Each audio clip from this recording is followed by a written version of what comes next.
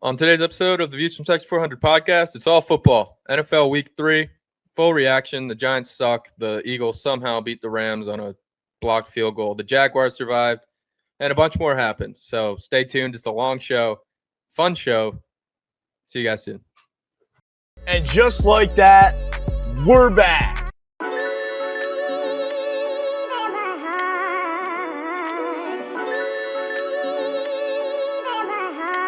A16, turn me up.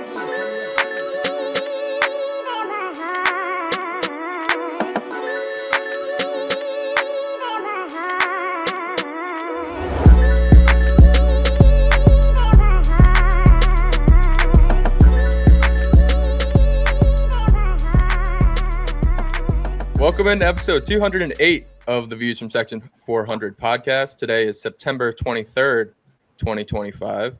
And somebody called the HOA because there was a block party in the NFL. And it started with your Eagles, Matt. First time they blocked 2 kicks in a game in 17 years. And big boy Jordan Davis takes the last one for the cover to seal the game. This team, man, is so unbelievable. You think they're down and out. It's so poetic. Philly, we can never have anything nice. The Rams drive right down the field. They're set up for the game-winning field goal. In years past, that is 10 out of 10, 100%. Rams steal the game. Philly goes home unhappy.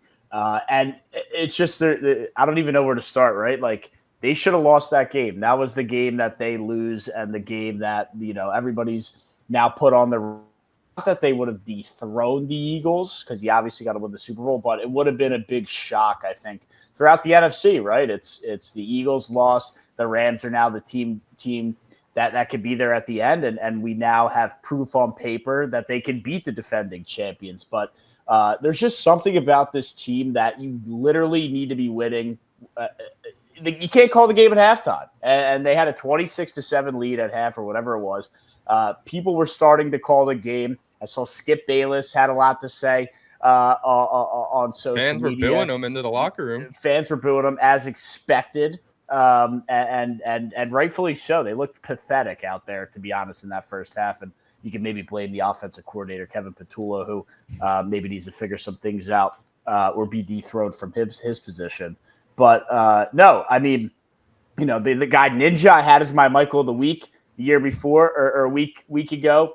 He had a lot to say at halftime, laughing, and then admitted that Jalen Hurts is his father at the end of that game too. So a nice touch there, and what a good sport, I guess. But no, the Eagles, man, you have to play a full 4 quarters, and there's something about this team with Nick Sirianni, the multiple leaders they have on a football team. It's rare to see in the NFL. Saquon, Jalen Hurts, Lane Johnson, who did go out in this game.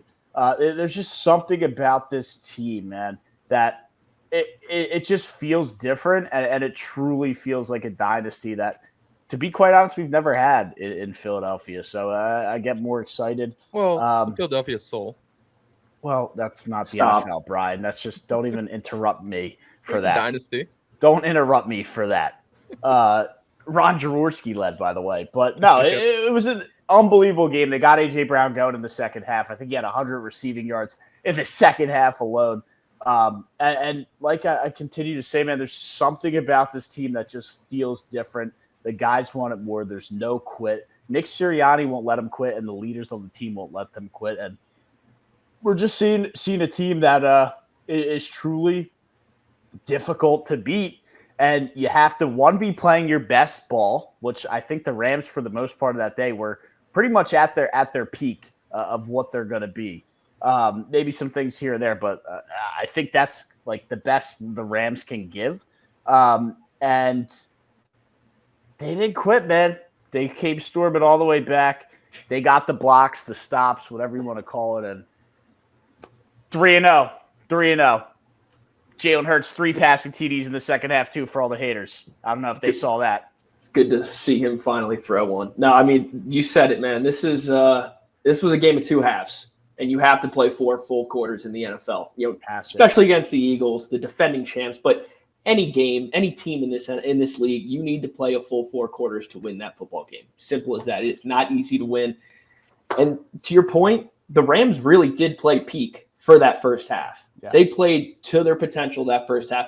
Come the second half, just took the foot off the gas. I mean, we see it so often in the NFL where you have a big lead, you try to get a little conservative, start running the football more, not take as many shots, and this is what happens. We see it every year. No bigger than the Falcons-Patriots Super Bowl, but regular season week 3, it happens as well. And the Rams just took the foot off their throat. Eagles finally stepped up in that game. They not stepped up, but woke up. After an abysmal first half, we finally got to see what this team was all of last year, the Super Bowl winning team. We got to see them in the second half against a very good opponent. I really can't disagree with anything you said, Matt. The Rams, they didn't almost steal this game. They blew this game. I mean, they commanded this game and just let it go. So that's the one thing I would have to disagree with. But the Eagles, man, 3-0, taking care of business. Look, at the end of the day, it doesn't matter if you win by 1 or 40. You win, you win. You're 3-0, got to be happy. Yeah. I kind of had 2 takeaways here. The first one being I'm rattled because I did predict the Rams to go to the NFC Championship game, and that probably involves beating the Eagles. And I don't have the snow to blame about the Rams not being able to beat the Eagles now. I think the only hope is really getting to SoFi, getting the home game, but that hurts your chances losing a regular season game. You need Stafford to get his treatment on his back in LA and not have to deal with the time change, the 40-year-old grandpa he is. Second thing, I came around with Jalen Hurts last year after that Super Bowl because he finally showed he could really throw and command an offense by throwing the ball. You mentioned Patullo getting dethroned. I think he already has. I think Jalen Hurts and A.J. Brown were calling plays in that second half. And essentially we're playing backyard football and said, let's just pick on Emmanuel Forbes. A.J. Brown just run him over a bunch of times and let's win this game. That's the rumor that's going around. We'll never know. And,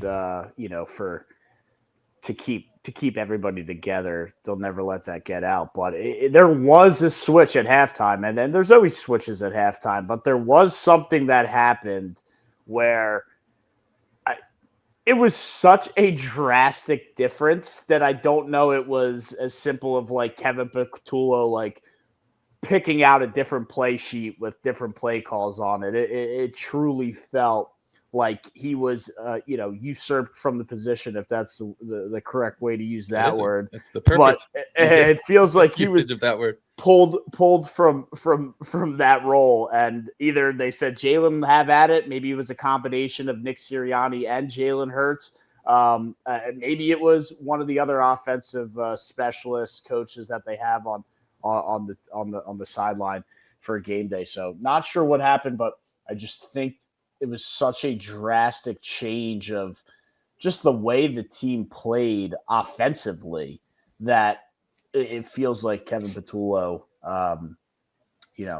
it might be a quick tenure for him as offensive coordinator. Yeah, my little half-hearted prediction about Kevin Patullo getting a sandwich shop named after him in Philly after he retires is not looking too good. No, I don't think that's going to happen anytime soon because, look, when the offense looks like that and it's your first year as offensive coordinator, we already know what this team can do considering they just won the Super Bowl with pretty much the same offense. You're going to be the first guy taking all the heat, all the blame. And maybe they don't fire him, but, there's got to be a conversation about who's calling the plays going forward. There has to be. That first half was despicable, embarrassing to have that done on your home field. It looked like the Giants offense with Saquon Barkley back there, where you just hand it to him and Saquon do something, but there's no creativity. That's what it felt like. But here's the difference. You have Devonta Smith. You have A.J. Brown. Yeah, exactly. Dallas Goedert played in this game. The offensive line is probably the best in the league, if not top 3. And I understand Lane Johnson went down, but that doesn't take away the other superstar studs, Cam Jurgens, Landon Dickerson, Jordan Mailata, Fred Jackson, whoever that backup tackle is that came in and knows the offense well. So he stepped in and look, it's a nice win. Are there some concerns in the first half? Absolutely. But Jackie said, whether you win by 1 or win by 30, a win's a win, 3-0, top of the division. And it's going to take a lot to beat this football team. Yeah, it really is. And I know you'll like this stat just to kind of wrap this Eagles segment up. It's the largest comeback the Eagles have had since Deshaun Jackson housed the punt against the New York Giants in the Meadowlands. That 4-touchdown game he had. Lost to the Packers at home in the divisional round that year. Maybe it was wild card. I think it was wild card. Yeah, I'll never forgive Matt Dodge for that punt. Jack, your team won too, although it was a little bit more ugly. That was a very ugly game, but a win's Look, a win. Let me echo what I just said. A win's a win, brother. This should be a 3-0 football team after what I've seen through 3 weeks. I'll take 2-1 though. I will take 2-1. It's a better start than we had last year. Better start than we've had in the past few years. So I've got nothing to complain about at 2-1. So we have to do this because it's an ongoing bit on this show. Where's the panic meter on Trevor Lawrence?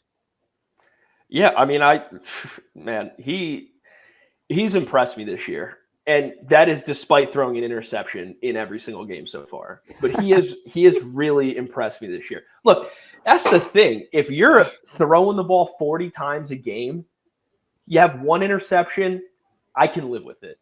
You throw 2 other touchdowns, you win the football game, you complete 70% of your passes, I can live with it. Also, people really got to stop hating on Trevor Lawrence if you're not watching these football games. Okay? That's not for you two. That's not for you two. That is for anybody listening to this. You got to stop hating on Trevor Lawrence if you're not watching these football games, and you got to start hating on these wide receivers, because this is the 3rd year in a row where we've just had an insurmountable amount of drops to start the season. I mean, this was a concern with Brian Thomas at the start of last year, his rookie year. He had the Jamar Chase, can he catch a football? The yips in training camp. And then he goes and has a 1,000-yard receiving yard season, looks amazing. Here we are this year, can't catch the football again. Diane Brown, can't catch a football. Parker Washington, the only one of our receivers who was consistently catching passes the first 2 weeks. We give him a bigger role in week 3 because of his consistency. We've been, rewarding his effort. He goes out there and starts dropping passes. We can't help Trevor Lawrence. Trevor Lawrence can't help us. So I don't want to hear it. I'm not panicked about Trevor Lawrence. The 1 to 2 interceptions a game where he underthrows someone, it's still bothering me. Don't get me wrong. But for all the other good he does throughout the football game, that's my franchise quarterback. Okay, you said a lot there, and I do agree with you. So Trevor Lawrence is my starting quarterback in a fantasy football league I care dearly about, and he is the reason I am 1-2 instead of 3-0, or at least 2-1. The receivers have been a problem, and I think you kind of have to look at yourself and look at the franchise and say you have to stop handing these contracts to receivers that had 3 or 4 game insanity runs and assume they're going to step in as a 1 or 2. I think we're at the point where Trevor Lawrence, I don't think he's going to be Baker Mayfield in that Liam Cohen offense, but if he can be a Jordan better Love, than Baker. Baker Mayfield did 40 touchdowns last year. We're 3 games into this offense that you're talking about. Yeah, and I think it's pretty clear Liam Cohen doesn't even really trust him to be Baker Mayfield. Look, Baker's a dog. There's no denying that. But if you're going to sit here right now and tell me that Trevor Lawrence doesn't have the potential to be better than Baker Mayfield, I think you're crazy. I don't think he does. All right. And look, I think from what I've seen, here we are. What I've seen, yeah, the eye test. We've seen peak Baker Mayfield. I still don't think we've seen peak Trevor Lawrence. I don't know how many times I have to say that. How much longer do we have to wait? Brother, again, I feel like a broken record, but this is the first year it's not like we're in year 2 of Trevor Lawrence here. No, but we're in year 1 of him having a competent coach who wants to be there. Yes, and I agree with you. He who shall not be named will not get named. That was a wash of a season. Then you have Doug Peterson. And look, I got to give Doug some credit for winning a Super Bowl. But did you see him with the Jaguars? He showed up with the beer belly. I don't know. I mean, we just got to play better. We just got to play better. It was a joke. It was a vacation. We paid Jacksonville Beach. We paid him to stand in front of the camera. It was terrible. The wonderful tropical resort that is Jacksonville, Florida. Yeah. There you go. We were talking about Baltimore earlier. And so that's what I'm saying. This is the first year with a real legitimate head coach who wants to be there, who wants to make him better, who wants to win with this football team. Doug Peterson already had the Super Bowl. He came here again for the check, for the weather. He didn't give a crap. It was very apparent. Now we finally have the people in the room. I think you're right. I think you're saying things that are right, but I also think it's and again, you're going to take it the wrong way. I don't care. We say our opinions on this show. I think there's like an excuse factor there as well for, every year it seems like a news story excuse comes up. And I agree. It's year one of Liam Cohen. So yes, but it's a new thing to fall back on, if that makes sense. And, if this doesn't work out, what's the next story in year 10 for Trevor Lawrence? Yeah, brother, if it's legitimate, you'll hear it. If it's not, you'll hear it. Definitely will. I don't know what else to tell you. I mean, this, like, from a true Jaguars fan's perspective, this is the first year that I actually think Trevor Lawrence can succeed. That Linsanity run, term Brian used earlier, that Linsanity run that we had back in 2022 when he won his first playoff game, beat Justin Herbert, that was awesome. But even that year, we were like, where did this come from? Yeah. You know what I mean? Now I actually feel like we have a competent team now. The defense is still lacking talent in the secondary like crazy, but they're playing incredible. Most turnovers through 3 weeks. Very competent defense, very competent coaches who are hungry, who want to be there. I'm excited, man. If it doesn't work out this year, Matt, to answer your question, the excuse is going to be year one with Liam Cohen. Maybe we have an injury. Year. Maybe we have an injury sprinkled in there. But next year, no excuses outside of injuries. The transition year. Outside of injuries. It's a transition year. I look, they got the win. You got it. I'll go real quick, and then you got it, Brian. But I'm still not sold. And again, it's not me ripping on the Jaguars, but I'm still not sold on what they can accomplish. And it's year one, right? So maybe they're not expected to be the 12, 13, 14, or whatever win team Jack predicted them to be preseason. But I also think we found out a lot about the Houston Texans and that they're not really a great football team either. And I'm not trying to take away from the Jaguars, but they are not what we saw 2 or 3 years ago or last year, whenever they were, kind of people were saying, are they the next team to take that step in the AFC after CJ Stroud's rookie year? Is this the quarterback that's going to dethrone Patrick Mahomes? Like, those were legitimate questions being asked for the Houston Texans team. And I know things have happened. They lost Laramie Tunsil, which is kind of seeming to be a big loss for them. And just CJ Stroud hasn't taken that next step after the rookie year. So I think a door is open for the Jaguars to be better than the Texans. The problem is Daniel Jones now exists in that division, and 2-1 isn't good enough for first place because the Indianapolis Colts kind of look unstoppable through 3 weeks. Yeah. So I'll start with the Texans. With age, I've kind of started to at least try to accept the fact that the front offices in professional sports just know more than most of us, and their decisions most of the time are correct. The Laramie Tunsil trade, I don't believe that at all. Why do you think that? At least the organizations that are normally run well. I mean, there's a lot of organizations that are run poorly, but the ones that you expect to be run well, I'll give them the benefit of the doubt. Maybe that's the correct way to phrase that. Okay. The Laramie Tunsil trade, everybody knew the Texans had a bad offensive line. And when they traded Laramie Tunsil with a young quarterback that needs protection, everyone was like, what are you doing? That's not going to work. And now everybody is proving right that, it's not working. So until the Texans get a competent line, CJ Stroud is not going to do anything. And to put a bow on the Jaguars, Jack, you're allowed to be happy. They're 2-1. They're winning games. I think what me and Matt are seeing is Trevor Lawrence is still doing things that can cause his team to lose the games. And until that gets cleaned up, I don't think they're going to win playoff games. I mean, that's fine to think that. We've already won playoff games, but I'll let you think that. Brandon Staley doesn't count. Oh, Brian, nothing counts to you. Nothing. That doesn't count. The Ohio State National Championship doesn't count. I admitted to you the Daniel Jones playoff win doesn't count because it's the Vikings, and they were on a Linsanity run. Jeremy Lin's getting a bunch of free shout-outs in this episode, but that one doesn't count, and the Brandon Staley loss doesn't count either. Yeah, It apparently counts. Seattle's not in the Pacific Northwest anymore. I mean, there's just nothing. Just counts Edmonton. anymore, does Seattle's it? up there. It counts as the playoff win, but it is tarnished because of Brandon Staley. Because we had to come back from 27-3. Which is being, Brandon Staley. The fact they were down 27-3 to Brandon Staley is a question I would be having in the first place. But he's a D coordinator of the Saints now and just got 40 dropped on him. So he's got enough hell to get that he's going through. But yeah, no, it's what it is. It's still not a great division in my opinion, and the Jaguars it's a two horse race, and it's between the Colts and the Jags, and not the Texans and the Jags like everybody thought. Yeah, well, the Texans are bad. Should we talk about my bad team, the New York Giants? And just we touch on them. We don't need to spend much time on it. Yeah, it's time to just let Jackson rip. No one has ever regretted letting a dart rip in their life. Nope.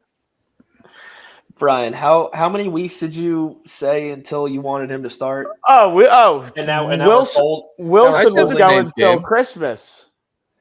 Now we're You got to 3 rip a weeks dart. into the Sometimes you just season. have to relieve some stress. You just got to rip a dart, and that's what they need to do.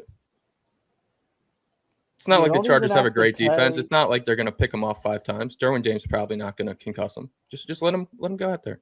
Let Russell Wilson be the most expensive backup quarterback in the NFL for the rest of the year. Give Dart the reins, and you cut ties with Wilson next year. And I would be trying to get as much experience with Jackson Dart as I possibly could. The Giants are just going to be in another, I think, disaster of a situation because, look, let's be honest. When are the Giants winning again? I don't know, but they were going into this year. It's why they signed Russell Wilson, is to try the regime to save their jobs. And so now they kind of got their guy in Jackson Dart, but they had Russell Wilson to save their jobs. Now they're still going to be really bad. They're going to lose football games. They're going to get a high pick. So you're going to fire the regime. But last year they drafted their guy. Now the new regime, are they going to be happy with Jackson Dart? There's a lot of questions there that only lead me to thinking the Giants are just set back another 5 years when the new regime comes in at the end of the year. How do you bring Dable back if they're another double-digit loss football team? They're going to fire Dable, but I do have more faith than I've had in recent years because I know internal reports are always going to be optimistic, but everything about Jackson Dart that's come out has said he's clearly the best quarterback on the roster, and he's making plays in practice. And again, it's all optimism, but they were saying that he was making a good scout team impression of Patrick Mahomes, and he was doing a great job, and he looks the part of a good NFL quarterback. We have to see it. But then you have Cam Scatabo running over people they have guys. Malik Neighbors is a guy. Javon Holland is a guy. Tyler Nubin has been great. Drew Phillips has looked good. I know he got mossed by Thornton on that one crazy catch last night, but they have more pieces of hey, there's a guy that you can build around. And the Giants are starting to slowly get there. And maybe there's light at the end of the tunnel where the last couple of years it's been you lose Saquon, now what? Devin Singletary. Well, we're going to win one game. Yeah, I think you're kind of underestimating, the regime change does rock a franchise, does rock an organization, and it's not just like new regime in, hey, let's go at it. The Jaguars are a good example. Before Tom Coughlin came into Jacksonville, and they should have gone to the Super Bowl. It has. But I don't know that the Giants are the team that it's going to happen to. And it's just there's not a lot of life around. I understand there's guys there. Cam Scatabo is running over guys great. Malik Neighbors. He played a great game on Sunday. Who Scatabo? Yeah. He did. He looked good. Neighbors. He's going to be great for Neighbors like did not, 3 and years. Neighbors looks like he's got 1 foot out the door, right? So who knows what's going on in that locker room? Is he going to re-sign with the Giants? We'll wait and see.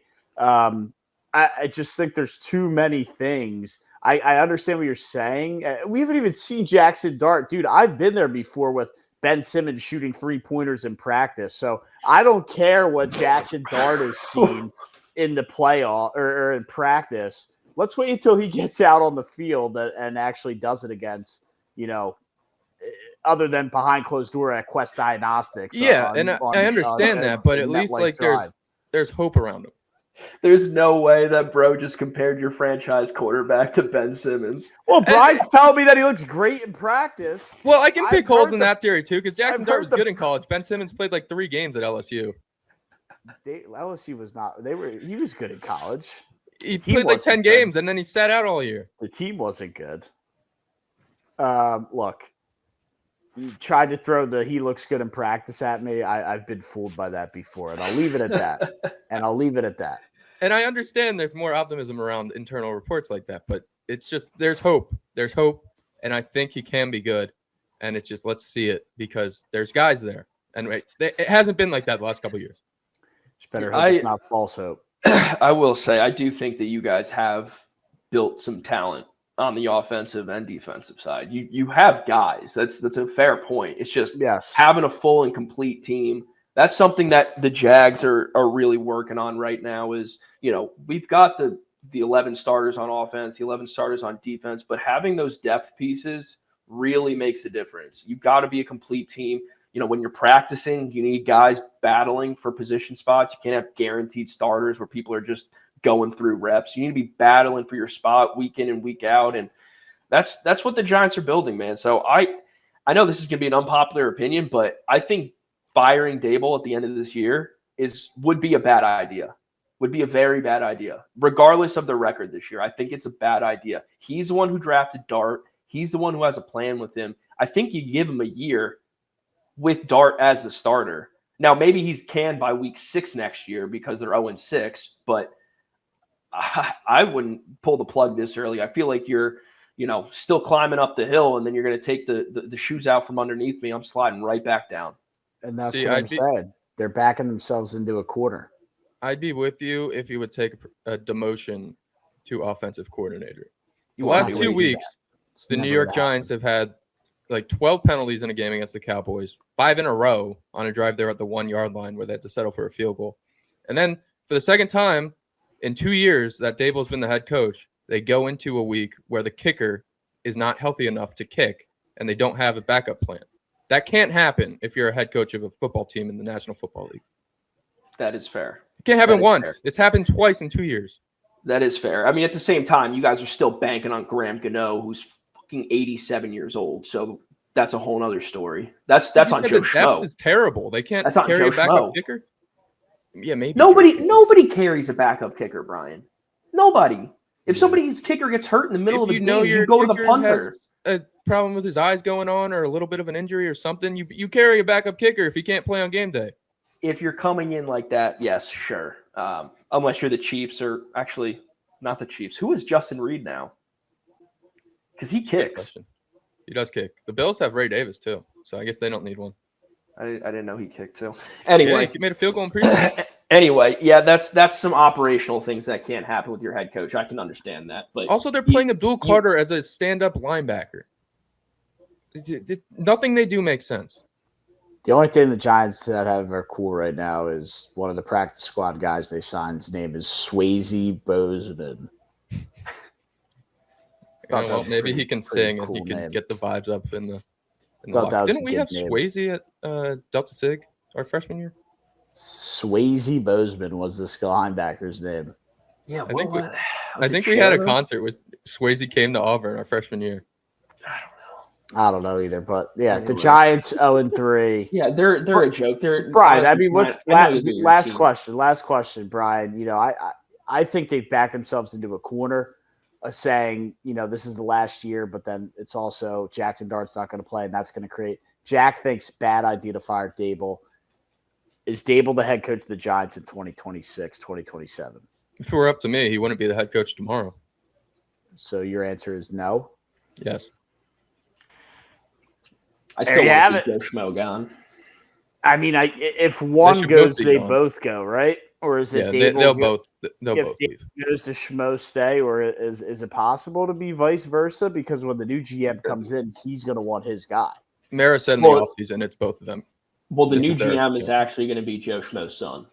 I heard that. Honestly, probably do a better job. Honestly, Internal reports suggest honestly, it. they would have Jaden Daniels right now and probably be. Actually, no, he went earlier. Maybe they would have pulled the Jaguars move and traded up. Yeah, they should have. Get license plate Bob or whatever his name is to be the GM. He'd probably do a better job. Let's talk about the other team in New York. That also stinks, but stinks a little better. Why don't we talk about the team that the Giants played? We could talk about the Chiefs. They didn't look good. I think it's safe to say they're fine though.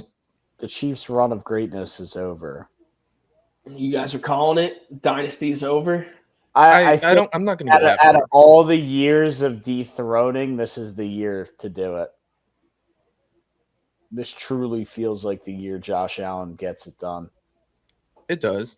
We still haven't seen Rashee Rice on the field with Xavier Worthy, so their offense will look completely different. But I don't think it's going to matter. They're definitely not as good. Yeah, I think both of those guys are high impact guys for their offense. But I mean, I might be with you guys. Overall, the vibes are low in KC. Yeah, I mean that wasn't 22 points. Offense looked to massively struggle, but like Pacheco's there. You still have Patrick Mahomes. I mean, Hollywood Brown, Travis Kelce with Patrick Mahomes. I mean, I've seen Patrick Mahomes make it work with lesser guys than that. So,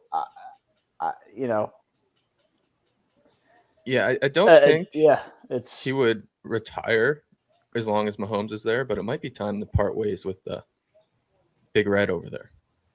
Who, Andy Reid? Maybe. The last couple of years, the offense just hasn't looked good at all. I know they made it to the Super Bowl last year, but yeah, and that's kind of what will always consistently, right? And those, like, I don't call Kansas City Midwest, but it has a Midwest vibe, if that makes sense. And they hold on to their guys. If Kelce wants to come back, he's going to continue to come back if he wants to keep doing it till he's 50. Same with Mahomes. And quite honestly, I think Andy Reid leaves when he's ready to retire. It's not going to be the Chiefs getting rid of him. So it might be too early because they are coming off 3 straight Super Bowls, winning 2 of them. So, to say, hey, Andy Reid's got to go is, if this was Philly, that's a different story.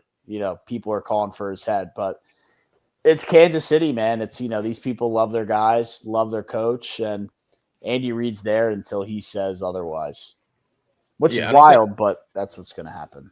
I don't think it'll ever happen, but I know we had and when I say we, I'm talking about the whole football community, the debate of Brady and Belichick, who means more to that team. And it kind of came up for a very brief moment with Andy Reid and Mahomes. I think it's pretty clear it's Mahomes. And I think Andy Reid has not really elevated them at all these last couple of years. I think that's fair.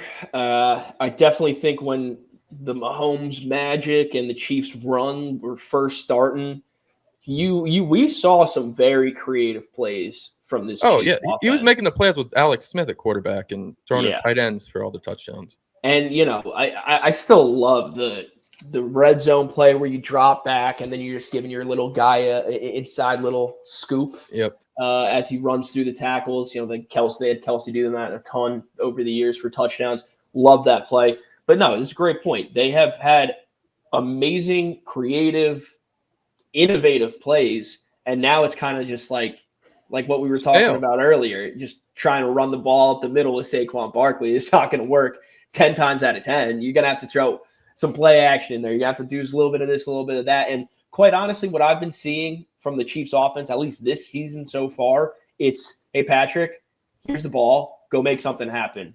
Because if we hand the ball off to Isaiah Pacheco or Kareem Hunt, they might get us 2, 3, 4 yards at the most. Nothing's going to happen. They're going to fall down. If you want to go score, if you want to go move the ball, you're going to have to throw a deep shot. You're going to have to make some magical play with your legs, escape in the pocket. I mean, he might be their leading rusher. I need to go back and check that. He's their leading rusher on the season. Yeah, it's not surprising. He's been doing it all. So I think I'm with you there. And it's not to throw shade on Andy Reid, but there is a time for every coach. We saw it with Bruce Pearl today. And most coaches know when it's that time, unless you're Bill Belichick. I don't want to talk about Bruce Pearl right now, Brian. We don't have to. Thank you. I summed it up. Go check out the our social medias. I did a reel for it, a little emergency reaction. We don't have to talk about that until maybe the next show. But now we could talk about the Jets and the Bucs. Those poor New York Jets. Yeah, I mean, they tried to do their best Eagles impression, coming all the way back, blocking a field goal, returning to the house, taking the lead late. Problem is, they left too much time on the clock. Baker Mayfield and leaving too much time on the clock. I mean, it's such a shame, but it's like the Mets with baseball. I always say it. Brian doesn't believe it because he's a diehard Met fan, but the Mets are always going to Met. And we saw it again this year. They did this year, and they do it every year. The Jets are always going to Jet. And, they had a really nice week 1, 0-1.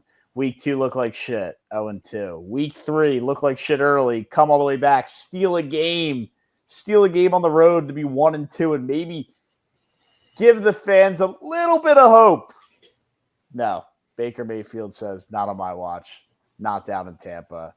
We're not losing to the Jets. 0-3. Yeah. The head coach is wearing a vest in 90-degree weather down in Tampa. There's just always something wrong with the New York Jets.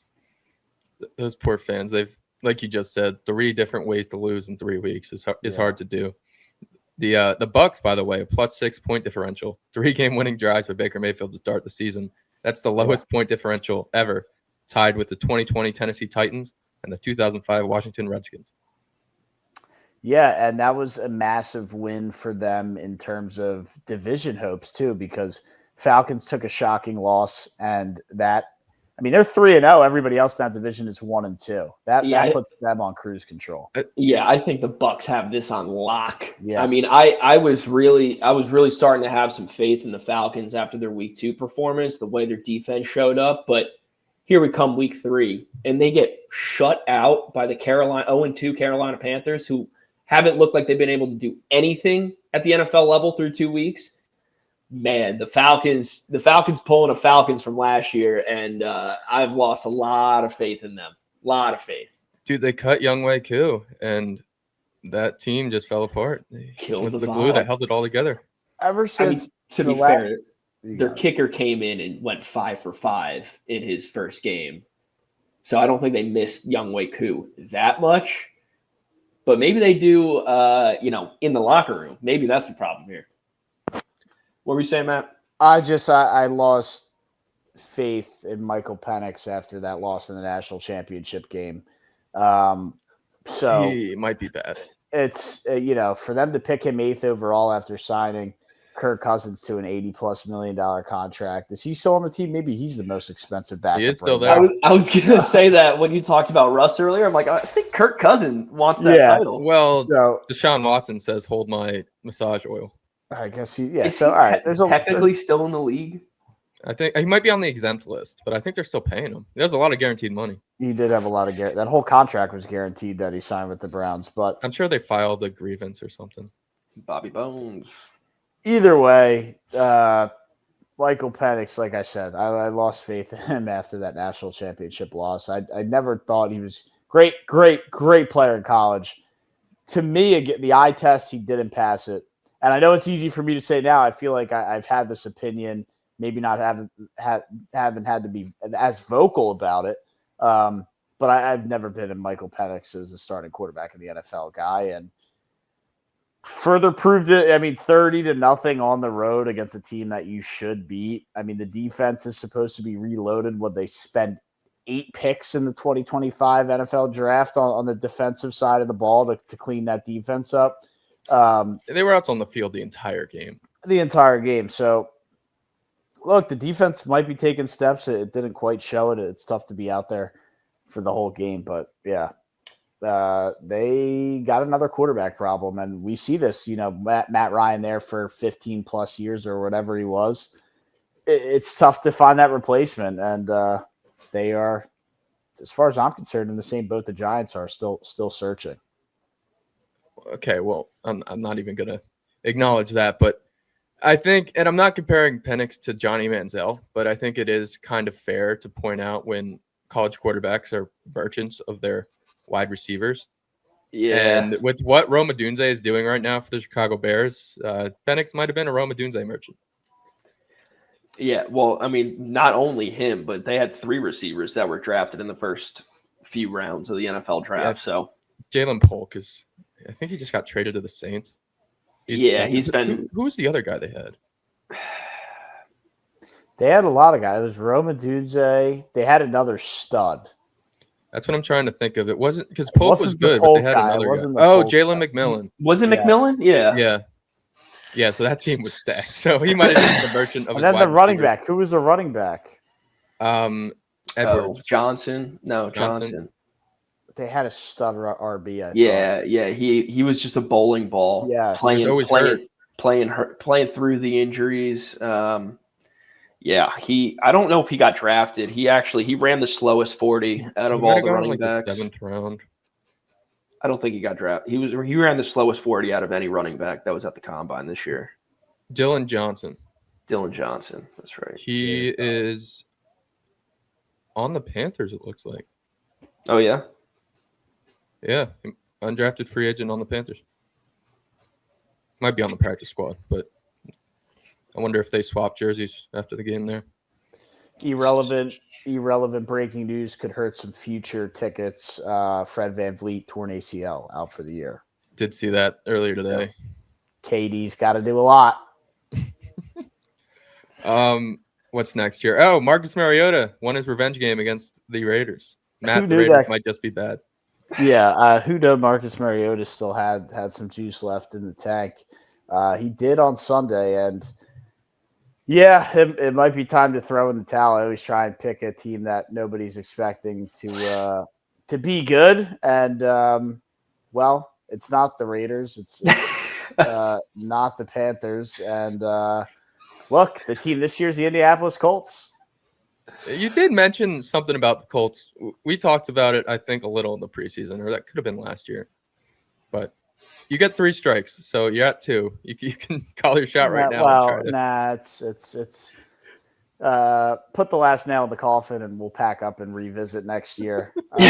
But look, dude, at least they have 1 win, so the over on their total wins is still alive, I guess. But and with the Pete Carroll-led team, they're still going to try and fight for wins. Pete Carroll doesn't lay over and play dead, but not a good football team. Brock Bowers is struggling. Geno Smith struggling. Genti had a nice game. He's, I think, been a bright spot for them. But yeah, this is not a good football team, and Pete Carroll's got a lot of work to do, and hopefully, he kind of looks like a little, when they're losing games, he looks like a little bit of a clown on the sideline, I will admit. Trey Tucker might have had the quietest 145 3-touchdown game of all time. I had no idea he even did that. Yeah. Yeah, I don't really want to give the Raiders too much time or effort or energy or anything like that, but I mean, I think we were all thinking it during the draft. You take Genti, you take a running back. It doesn't matter who the running back is. I don't care if it's prime Saquon Barkley. You take a running back at 5 overall, given the status of your team and the talent you have on that football team. Like, what are you doing? Like, what are you doing? They had more talent than they did. Did you not watch Saquon Barkley, who was, I think it's very fair to say, like a bigger prospect than Genti was. I know Genti 5th overall, but Saquon, I think, went like 2 or 3, goes to a Giants team who has Jack Diddley squat around him. They hand the ball off to him 30 times a game, and he tries his best, but you're not a competitive football team. We saw it for 4 or 5 years with the Giants and Saquon. What are we doing in Las Vegas? Trying to sell jerseys? The Brock Bowers injury did really hurt their offense because he's clearly hobbled. Yeah, but even with Brock Bowers. Yeah, they do have a win. They have a win this year, so it's not all – can't think of a good pun for – it's not all bad in – All black? All black, yeah. There's a silver lining in the blackness of the Raiders season right now. Which is Ashton Genti? Ashton Genti, and maybe you can be competitive, but then they just got their asses kicked in Landover, Maryland. You're gonna have to find a silver lining for me. I'm not seeing one. Yeah, it's too black. they're in Vegas. It's It's showtime. Stadium's It's cool. everything. There you is, go. You know, Stadium is cool.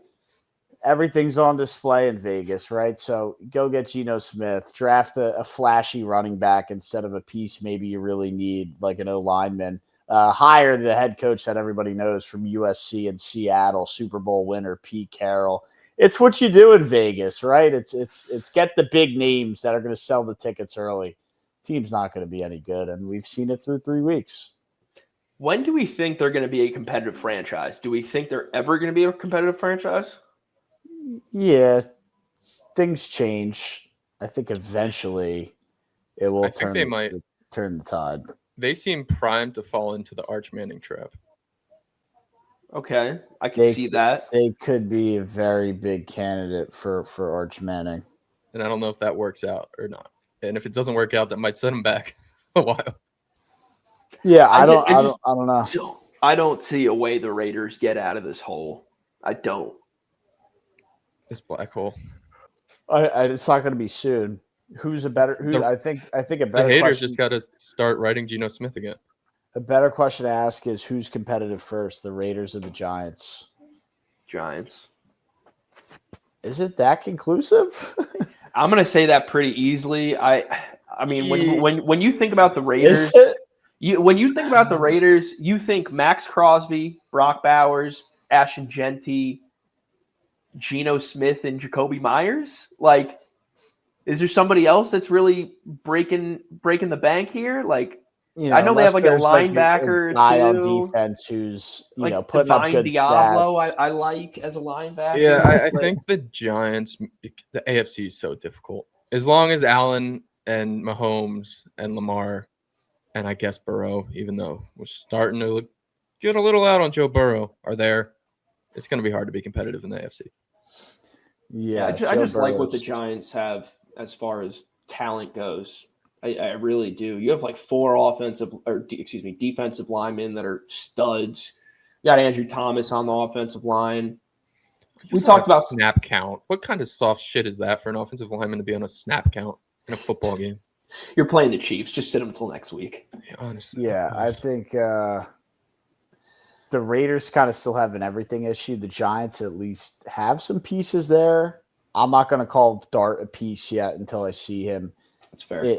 Play a game, but you're right. The defensive line, some offensive weapons, Scatterboo could be a steal. We'll see. But the Giants just have a regime issue in my mind, and whether getting rid of them. Raiders of Tom Brady. It's New York football. New York football is just garbage. New York sports are. New York sports are kind of garbage. Hot garbage right now. Yeah, the Yankees are going to make the playoffs, but they're hanging on by a thread. And they'll make all you need to do is get there. He turns into Jason Bay in the playoffs. Judge does kind of like fraud out, and honestly, who sometimes steps up for them is Stanton. Stanton kind of comes to life for them in the playoffs a little bit. Yeah, I guess he's finally healthy. The AL is wide open. Yeah, the Tigers might lose the division. No, dude, they start a 3-game set tomorrow or today, I think. Yeah, it's going to be really interesting. The season ends this weekend. Yep. The Mets season will end in Miami. A week from today, playoff baseball commences. Yeah, stay tuned for that. Maybe Matt will bring back his playoff power rankings. They for sure will be back. So stay tuned for that. But let's stick with football here. Carson Wentz is back. His 6th start for a different team in a 6-year span. And he has now thrown 9 touchdowns to 3 interceptions in those games. You put up almost 50 points and you don't throw for 200 yards. I'm not going to say Carson Wentz has had a spectacular game, but he did enough to get the win for the offensive side of the ball, and the defense was lights out against the backup quarterback in Jake Browning. If I'm a Bengals fan, I'm very concerned what I saw. Definitely. Yeah, the Bengals are going to have a tough time. I mean, to be fair, the Vikings defense, it's a good defense. So there are better days ahead. You saw some good moments against the Jags, I guess. But, this team, I think we all know they're not going to be worth their salt without Joe Burrow. I think that's very fair to say. And then on the flip side, JJ McCarthy's not supposed to miss that much time. I don't think there's really any real threat that Carson Wentz comes in here and takes his job, even though Brian's flashing that 9-3 touchdown to interception ratio. To Matt's point, this was the defense. He almost won the MVP back in the day. He was the MVP of the league. Excuse me, 8 years ago? 2017. Yeah. Yep. So yeah, it's not Carson Wentz. This one was the defense first and foremost, and then it was Jordan Mason and that run game. Really impressed by him. Without Aaron Jones in the mix on IR from the hamstring injury, just killed it. Jordan Mason killed it. 100+ yards. I think I don't want to cap, but I want to say like 170 yards, and 2 touchdowns or something like that. I mean, he had a monster day. Yeah, I'm looking up the box score right now because Thank you. I was going to shout out their backup running back who got me 5 fantasy points, but I forgot his name. So I'm already ahead of you. CJ Ham, their fullback. Yeah, ever since I saw them sign Jordan Mason, I was pretty out on Aaron Jones. And, now with the injury, that's Jordan Mason's job for the rest of the year. 16 for 116 and 2 tutties for Jordan Mason. Xavier Scott, 8 for 30. Got me 5 fantasy points. Shout out Xavier. 16 for 116 and 2. That's a hell of a day. But no, Matt, just to touch on Aaron Jones, I was out on Aaron Jones last year when he got traded to the Vikings or signed with the Vikings. I don't remember exactly how that went down. He signed a 3 or 4 year deal, I think. Gotcha. I was out on him last year, and then he was very quietly the leading yardage. What do you even call that? The leading yardage producer. Rushing. He led the team in yards. He led the Vikings in yards last year over Justin Jefferson, Jordan Addison, TJ Hawkinson, the receivers who are going downfield. It was Aaron Jones catching passes out of the backfield, running the football. So I kind of had a little bit of faith, like, all right, I was wrong last year, just like I was wrong about Derrick Henry or Josh Jacobs when they got traded, hitting the age cliff. I still have faith in Aaron Jones. I think he's going to come back this season off of the hamstring injury and be a beast. And they were using him as like a slot receiver and downfield threat when he was healthy. Maybe that's why he pulled his hamstring. But I think they can coexist. And Jordan Mason, too, good for him because he was getting, of course, and every 49ers running back, once McCaffrey's going to go down, is going to get the allegations of the system running back. But it's clear it was Jordan Mason and not the 49ers system. Yep. Look, both these teams are not threats in their respective conferences. And until they prove they are, I'm not scared. Yeah, I did cash out the Bengals division winner for $2.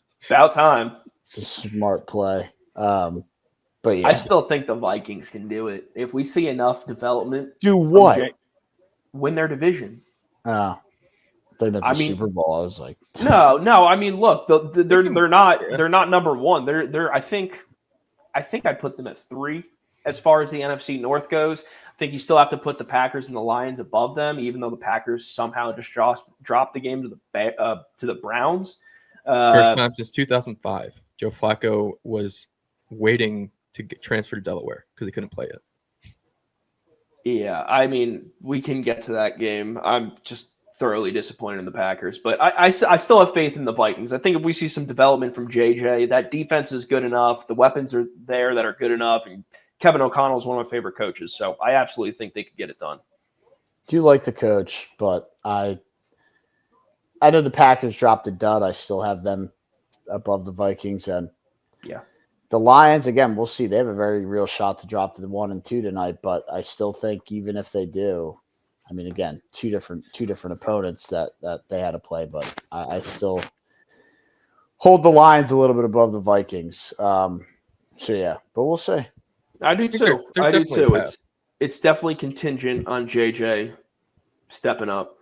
I think Wentz can totally steal that job. He didn't do enough to get it done this week, but who do they play next week? His offense to 50 points. Well, no, he didn't. They had 2 defensive touchdowns. Isaiah Rodgers had a 90-yard pick six. I was gonna say they had at least 14 points from the defense. It may have been more, quite honestly, but either way, Vikings. I think they're a good team. Kevin O'Connell's a good coach. They'll be around. Maybe a wild card team.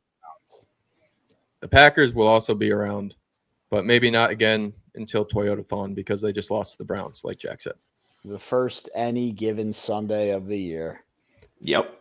I was very surprised in the Survivor poll. Not a lot of people had the Packers. They did, but not as many as I thought. A lot of people had the Seahawks. I was on the Seahawks this week, and that was probably the most sweat-free Survivor pick I've ever had. Oh, yeah. Are you worried at all about the Packers after this, or is it just a weird any given Sunday? Look, I mentioned it to you week one when the Bengals had to travel there. Cleveland could be tricky, especially for the divisional games. I know this wasn't one of them, but 1 o'clock traveling for whatever reason, it could be tricky. And the Browns had like the all brown jerseys on, so it was a uniform bet day. But yeah, tricky, regardless of the Browns record. I know they've been bad for a while, but just it can be a tricky place to play. We saw it this past Sunday. Is it annoying if you're a Packers fan? Or are you kind of mad going to work the next day, like having to think about that and watch that? They don't get mad up there. Maybe a few extra cheese curds. But it's I don't think there's real major cause for concern. Browns, apparently, I didn't even know this. Apparently, they statistically have been like one of the top defenses in the NFL as well. So not like it's a pushover. And as I started the segment of this game off with, it's any given Sunday. Yeah, any given Sunday, especially if you're in Cleveland at the dog pound. Early in the season when the Browns are still fighting, right? And they, their defense is really that good. Their two corners, Ward and Newsome, they're two of the best in the game. And then, Myles Garrett, just no brainer up front. And what do? They go and spend a fifth overall pick on another DT this year. So they care about their defense. You go see them at 1 o'clock in their place. If the highlight of your team is also your defense, it's going to be a low-scoring game. It's going to be ugly, and that's how the Browns can win football games. That's exactly what happened. Pretty pissed at myself for throwing down on the Green Bay Packers in Brian's Survivor pool, given I knew that this was a possibility. But then again, you look back at the first 2 weeks, what the Packers were able to put together, and you just go, they're better than this. You don't stoop down to this level and lose to a team like the Browns. That's exactly what they did. Cause for concern? I'm going to say yes. When it comes to the defense, no concern. When it comes to the running game and Josh Jacobs, minimal concern. Jordan Love, I got concerns about him. I do. Not Toyotathon yet. I don't care. Toyotathon, fucking your mom's a thought. I don't know. Hey, apologize to Renee. I'm sorry, Renee. I didn't mean it like that. That was crazy. But dude, I wasn't talking about your mom. Taking his anger out on me. I'm not talking about your mom. I'm talking about Jordan Love's mom. Apologize to his mom. No, I refuse. But no, this was Jordan Love in the passing attack. I mean, maybe you don't want to put it just on Jordan Love. You put it on the receivers. You could put it on Matt LaFleur a little bit. But you have to be able to throw the football to win games in the National Football League. Even if that means throwing checkdowns to your running back 25 times like Joe Flacco, you need to be able to complete passes to win a football game. I lost a lot of faith in what the Green Bay passing attack can do. And again, I know this is 1 week. It's against the Browns on the road, coming off of two wins. So, but they had the Thursday night game. They had more than enough time to prepare for this one. I'm very, very disappointed in what the Packers put together. I do think that based off of what I saw, and we're recording this before the Monday night game for everyone. So if I say something a little bit foolish right now before the Lions go play the Ravens, it is what it is. But I think after what we saw week 2 from the Lions and week 3 from the Packers, there's no way you don't put the Lions back over the Packers. Unless you just think it was one bad week. I think it was one bad week. I'm not pressing panic, but I do have the Lions right there at the top. If not, I think probably over, regardless what happened. The Lions' schedule has been nuts. It's still the Lions division. Yeah, I don't think I'm as down as the Packers. There are red flags, and I want to see if we can get our buddy Andrew on the program again here. I know he's busy now, but because I want to see what kind of the internal vibes are there, because Jordan Love has not looked especially great this year. I mean, Tucker Kraft had a big game against the Commanders, and that was kind of Tucker Kraft and not as much Jordan Love. So, and then they just shit pumped the Lions with that defense. It's interesting. They're an interesting team, and I do have them as my Super Bowl pick coming out of the NFC. So I hope they figure it out. Yeah, this game confirmed Jordan Love is, to my eyes, to what I hear, Jordan Love is by far the most overrated quarterback in the National Football League. I thought you were just going to go with by far worse than Trevor Lawrence. No. By far the most overrated quarterback in the National Football League. I think it's definitely overrated allegations. We'll see once Toyotathon hits. I know I keep on sticking to the bit, but I mean, this might actually prove if it's real this year because he's looked especially bad early. Yeah, I mean, you talk about having a shitty situation for some of these other quarterbacks. There's none of that for Jordan Love. There's none of that. Everything, it couldn't be better. Legitimately could not be better. Now, don't get me wrong. He doesn't have a bona fide all-world wide receiver one. But I think that's the big thing. It's like people say if you have two quarterbacks, you don't really have one. If you have three kind of mediocre wide receivers that have been waiting to break out, do you really have one? I'm going to say yes. If you have three guys that are good enough, yes. Jaden Reed's also they have five guys that are good enough. Well, two of them are hurt. That's fair. And Golden, I don't know what's going on with Matthew Golden. I mean, that's a first-round pick. He had a nice game. He had a long catch. I haven't been impressed with him through 3 weeks. Well, someone that has been impressive. I'm more impressed with Wan'Dale Robinson through 3 weeks. Well, he threw up a dud again. He had a nice catch, though, last night. Indiana Jones. Colts scored 41 again. This is the best offense in football through 3 weeks. Yeah. Yeah, dude. We've talked about Daniel Jones versus Trevor Lawrence so much that they brought it into our life. They brought it into our life. I cannot wait for those matchups this year. It's going to be fun, dude. I'm looking forward to them. I think it's going to be a lot of fun. The Colts are the most fun team. You know, Brian likes to call things fun. This is the fun team of the NFL. And we get a song dropped by This Is Our Colts guy before every game. Yeah, they're fun. I wouldn't call them the most fun, but they're definitely fun. They like to take Bills shots. and Ravens are definitely the most fun. The Colts are like the little brother that's trying to be as fun. Dude, this is a fun team, man. A lot of points. Michael Pittman, can you really call him fun, though? Tyler Warren's fun. Tyler Warren's fun. Jonathan Taylor's fun. Daniel Jones has been fun Alec running Pierce around back there. Alec Pierce is the most fun out of all of those guys, for sure. Adonai Mitchell. Okay, they got guys. Michael Pittman. Does he even play? Does A.D. Mitchell play? He did in week 2 when I bet him like 25 yards and he got 30. God, that was a first-round pick 2 years ago. They're kind of like the Packers. They just have a bunch of mediocre weapons. Yeah, Their Josh weapons Jacobs, Jonathan Taylor. I mean, I'm taking Taylor over Jacobs, taking Pittman over whatever they have there.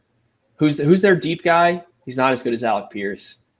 I think Jaden Reed. It'd be Jaden Reed against Pierce. It'd be Pittman or Dobbs, and it'd be Warren or Kraft, and then JT. And I guess they're pretty comparable. It'd be A.D. Mitchell and Dontavian Wicks. You got Mitchell. I mean, I would want to say Mitchell. He was just selected in the first round last year, but fun team. I guess so. Yeah, look, I'll give it to him. I'm excited, man. And Brian, to your point, the way you started this, best offense in the league to start the season. They have. It's been historical. You can't deny that. The numbers don't lie. I mean, do we think this lasts, though? This feels a lot like the 6-0 Kyler Murray Cardinals from a couple of years ago. I just don't think this is going to last. See, it kind of feels like that, but you got to remember they're also playing for Jim Irsay. They have that going for them, too. They have the Jim Irsay juice. The gay Mets are back. Let's call a spade. Like it's not from what we've seen out of the Titans stink. You know, the Texans, from what I've seen, have clearly taken a step back. The Jaguars, Their offense whatever, sucks.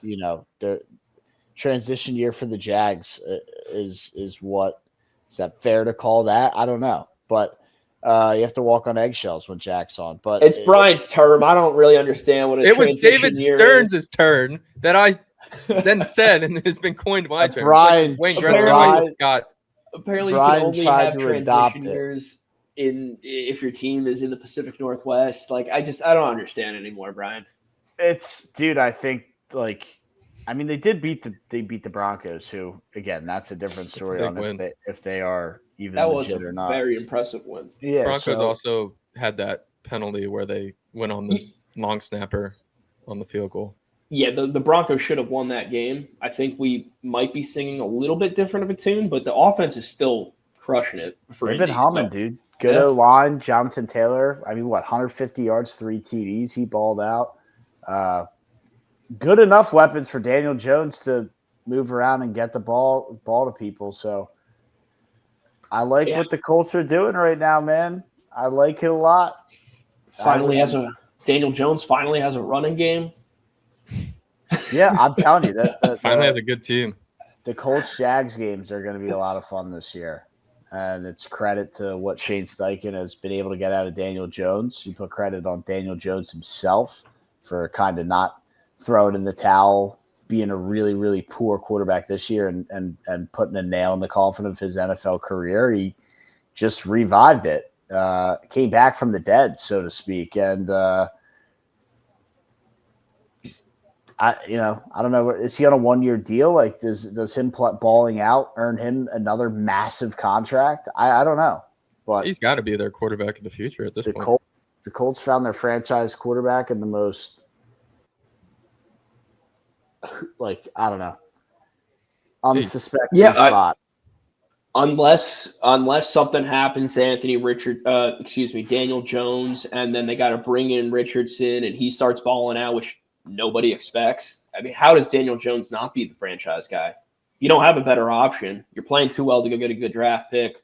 It's one of those two. You made your decision at the start of the season after training camp. Seems to be the right decision. I don't think they're going back on that one anytime soon. No. I want to see the Colts be good. Titans side, just let Cam Ward keep failing and trying to get better. Yeah, get another draft pick for next year to hopefully help Cam Ward out with a receiver. But this is just it's just as I don't know, I don't know if they'll win a game. They've been competitive in some, but there's no, they'll get one at home. They'll find one. Go get the number 1 pick and get Cam Ward some help. They'll find one. I don't know if it'll be against the AFC South though. As bad as the Texans are offensively, I don't know if Cam Ward will be able to score a touchdown on them. Yeah, let's look at this schedule real quick, and then we could go to our last 1 o'clock game. They're not going to beat the Texans in Houston. Probably not going to beat the Cardinals. Not going to beat the Raiders. Probably. Well, they could beat the Patriots at home. Why can't they beat the Raiders? I don't think they'll beat the Raiders. Maybe in Vegas. That seems like a game I don't know that Pete Carroll loses. That's like a head coaching game. You know what? We might get a battle of winless teams in Week 16 when the Saints travel to Nashville to take on the Titans.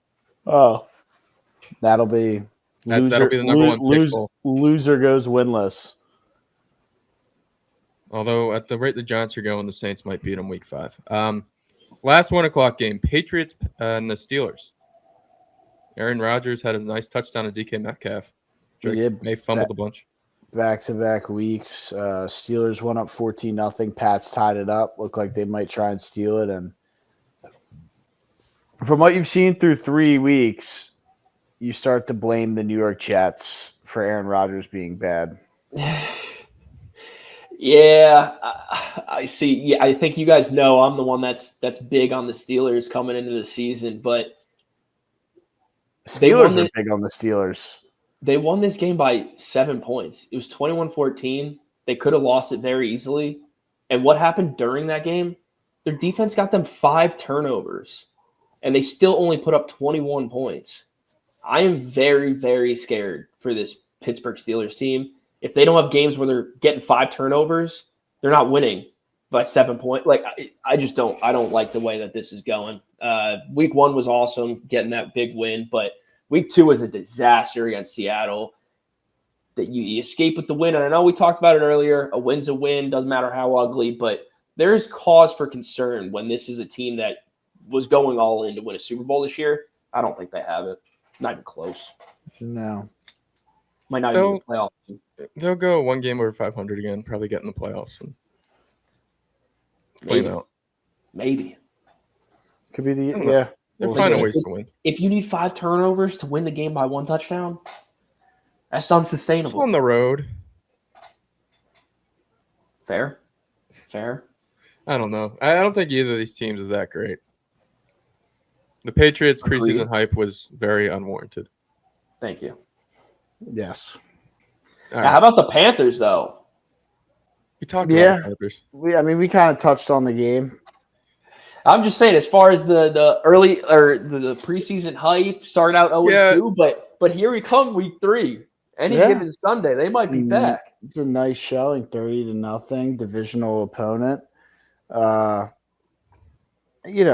Young, you have your questions on, but is the coach maybe like not that good either? I think Canales, yeah. raise some question marks on him for the vibe I'm getting. I'm not dialed into Panther football week in and week out, but kind of gives a little bit of a vibe of maybe in a little too deep, bit off a little more than he could chew, that kind of thing, and They just won a game 30-0. I know what they just did, Brian, and the Falcons are a disaster in their own. But it's one bad team beating another bad team really badly. Yeah. And that's the NFC South for you. Yeah, for real. Let's knock out the last NFC South game here when we start at 4 o'clock. The Saints suck. Yeah, really bad. Seahawks at home, not a fun place to go and play. Add Spencer Rattler, who I don't think has had an NFL win yet, with a really bad Saints roster, new head coach, Brandon Staley, defensive coordinator. That's the outcome you get, what you saw up there in Seattle over the weekend. Sam Darnold, good ball. No. Yeah, he's fine. He's good. I know he's had 2 impressive weeks these past 2 weeks. I'm not there. No to Sam Darnold. No to this Seahawks team. You're playing a historically bad Saints team. I'm not buying in. It's not happening. This is the type of performance that makes me think the Giants can actually beat the Saints. I'm still worried about it, but Spencer Rattler, like you said, Matt, 0-8 now. Yeah, it just pressure starts to build if you don't want to be that NFL team that gives him his first ever NFL career win. That's a good point. I mean, that Giants D-line should eat them up. I can't imagine. What's like the worst? What's the worst like career record that a quarterback's ever had? Like 0-10. No, in general. Like, has there ever been a quarterback who just went 0-10 and never got a win in his career? Did Johnny Manziel win a game? But he probably didn't play enough. Who was the Notre Dame quarterback that went to the Browns? Brady Quinn. No, it was Deshaun Kaiser. Oh, Sean Kaiser, yeah. yeah, they had remember 2 him. Notre Dame. Notre Dame, and then dude, they were horrifically bad when he was there, and I think he might have went 0-10 and then got benched, and I don't remember he ever came back. Sean Kaiser career record. If he's got a win, it's less than 3. I was gonna, but He was that's 2-16. That's 2 better than my man. Okay, wait, no, he started 0-1, 0-2, 0-3, 0-4, 0-5, 0-6, 0-7, 0-8, 0-9, 0-10, 0-11, 0-12, 0-13, 0-14, 0-15, and he won his 16th start. 0-15. Wow. He beat the I was going to Packers. say, I remember him being really bad. So we're not there yet. Oh, nope. Okay, nope. He went 0-16 as a starter. His 2 wins came as a backup quarterback, and he got into 1 game. He went 4 of 7 with 1 interception. So he's 0-16. Yep. Wow. Shout out to Sean Kaiser, man. Speaking of bad quarterbacks, Mac Jones led a game-winning drive against Kyler Murray and the Cardinals after your old friend Zay Jones, Jack, dropped a would-be game-clinching first down catch. Ex-Jaguars receivers, current Jaguars receivers, no one can catch a football. The 49ers are 3-0, quietly 3-0. I am so worried about the 49ers. There are some fake 3-0 teams, but I am so worried about them. I feel like they have been team injury forever. They just always have somebody hurt, multiple guys hurt. But this one was the last straw for me. Brock Purdy gets hurt for a few weeks. You can deal without him. George Kittle hits the IR, but he's supposed to come back later in the season. You can deal without him. Nick Bosa, torn ACL, out for the year. That's it, man. He's in, and I know they have Fred Warner and some other great pieces on that defense, but you lose Nick Bosa, your title shots go from 5% to zero. Zero. Not great for my fantasy shares of 49ers defense at all. It's a fantasy defense. You pick up a new one next week, Brian. Yeah, but they had a super soft schedule. They still do have a super soft schedule, which is probably why they'll still make the playoffs with all these injuries. Yeah. But might be a little bit tougher. Yeah, but at the end of the day, they're a playoff team with or without some injuries, given the schedule, given what's going on in their division, and just the NFC in general. The Nick Bosa injury, I'm not trying to, overhype it, but I want people to know, this is a big deal. They lose any chance of winning the Super Bowl this year. Not that was probably on a lot of Niners fans' minds, but you lose your best player, you can't do it. I'll say that straight up. You lose your best player, you can't win it. No. I mean, they are getting some good performances from guys that are stepping up, like the Mac Jones threw a shot to Ricky Pearsall. He had a big day. Brian Robinson gave him a shot after Christian McCaffrey needed some blow. So, I mean, they're doing well. A blow. Yeah, I guess they're. A blow. A blow. Lots of shots. 3-0, top of the division. Blow shots. What's going on in San Francisco? It started as a pun about both of them being shot and turned into some degeneracy Josh Gordon stuff. Why we got to bring Josh Gordon into this? Bringing up Josh Gordon, Johnny Manziel, Deshaun Kaiser. It's been a weird show. The Chargers, they didn't charger. They beat the Broncos at the end. The Broncos may be the new Chargers. They keep finding ways to lose. That's a great point. They do just keep on finding ways to lose. And quite honestly, it's probably Bo Nix's sophomore slump. But dude, I have a few bones to pick with Bo Nix, but I had a little $10 parlay on Sunday, and it was Luther Burden to get 60 yards at a bunch of plus money, and then Marvin Mims to get 80 yards at a bunch of plus money. Bo Nix had a flea flicker, would have been a 70-yard touchdown to Marvin Mims, overthrew him. I did see that out the back. Yeah, Brian, you're a big Marvin Mims guy, though. I love Marvin Mims. Well, didn't work out this weekend, did it? He's a gadget guy. It's not his fault. But, I mean, you're right. You'd think Sean Payton would be the guy that kind of finishes these games out, and he hasn't been that at all. I mean, I just feel like – I guess he had Drew Brees to help him out for all those years, but I don't know. Thought he's the guy you usually think is going to finish it out, and he hasn't been. Maybe it's Bo Nix's fault, and that's Bo Nix versus Drew Brees for you, but that's my takeaway on the Broncos. Bo Nix versus one of the GOATs. Evan Ingram has also not filled the Jimmy Graham role. I don't think he's even filled the Adam Troutman role. So I was completely wrong about that. Has he been on the field yet? He has. He just got hurt this week again. Again? Yep. I don't think he recorded a catch. He had one last week, I think. I meant this week. Are you telling me he's only recorded one catch on the season? I think he's had 2 or 3.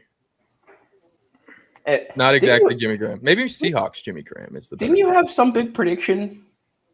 Yeah, I said he was going to be great because Sean Payton loves his tight ends, and he's going to be in the Jimmy Graham type role. And it's Seahawks Jimmy Graham, not Saints Jimmy Graham. I may have still been right. Maybe Bears Jimmy Graham. Maybe Bears Jimmy Graham. That's the best comparison. I think Evan Ingram would still need to score a touchdown for him to be Bears Jimmy Graham. Oh, man. Shout out Evan Ingram. Hope you get healthy, brother. That's Brian's guy, dude. And your guy, too, by the way, Jack. He was great for the Jags. Not so much for the Giants. Didn't he have a He lost him a reception? game at the link. I thought he had 100 reception year for the Jags, or like just under. Yeah. I think he actually set the tight end reception record. He did lose the game for the Giants. Yeah, he dropped a wide open pass. I remember. I believe that was the same game that Daniel Jones got eaten by the turf monster. Yes. Oh my god. It definitely was. Might have been the same drive. Now that I think about it. It's an all-time clip. It's an all-time play. All right, last game here. Bears Cowboys. Are the Bears figuring out, or are the Cowboys just a dumpster fire? A little bit of both. Yeah. More dumpster fire, though, I think. I'm leaning that way too, man. The Cowboys defense is historically bad. And I mean, as far as the Bears offense goes, finally looked like it was clicking. They got DJ Moore a touchdown. Rome still just absolute beast through 3 weeks. DeAndre Swift was breaking some runs.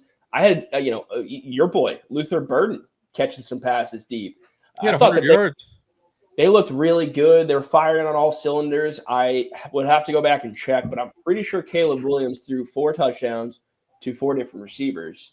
And that's what the Ben Johnson offense is. I mean, we saw that last year in Detroit. You had Laporta and Amon-Ra and Gibbs, Montgomery, everybody getting involved, scoring in any given game. That's what we got to see out of the Chicago offense against the Cowboys.